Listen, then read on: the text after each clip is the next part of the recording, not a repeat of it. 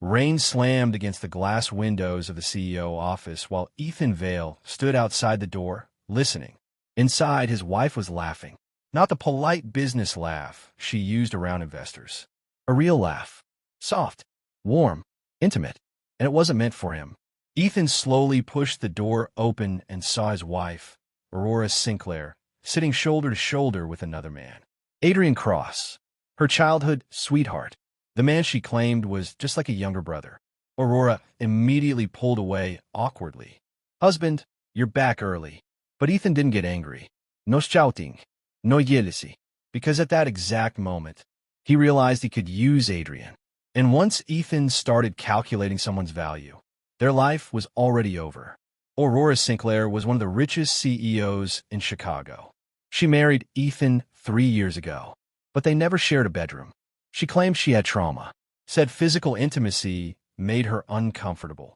Ethan believed her until Adrian returned from overseas. Suddenly, she smiled again, dressed up again, stayed up texting late at night again. That's when Ethan understood. The problem was never intimacy.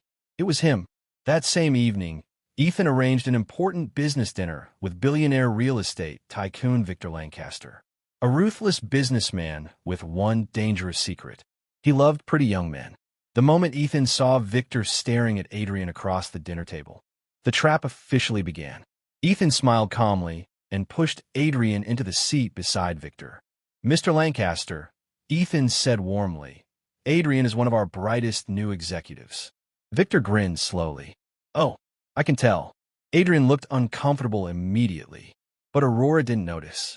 She only cared about securing the billion-dollar contract. Drinks arrived.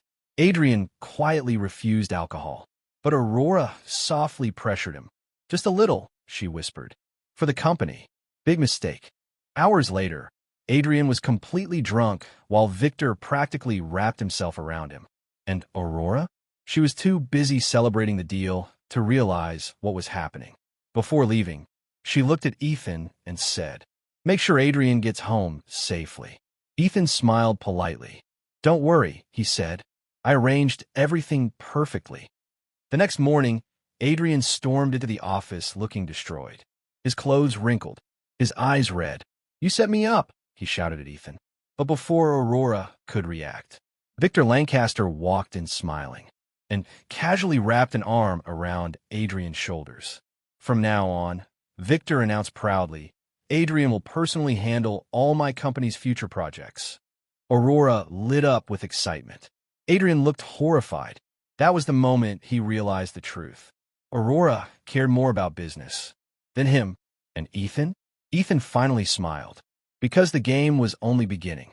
If you enjoyed this story, don't forget to like, subscribe, and turn on notifications for more billionaire revenge and toxic romance dramas. And if you want to hear the full story, click the link in the description below.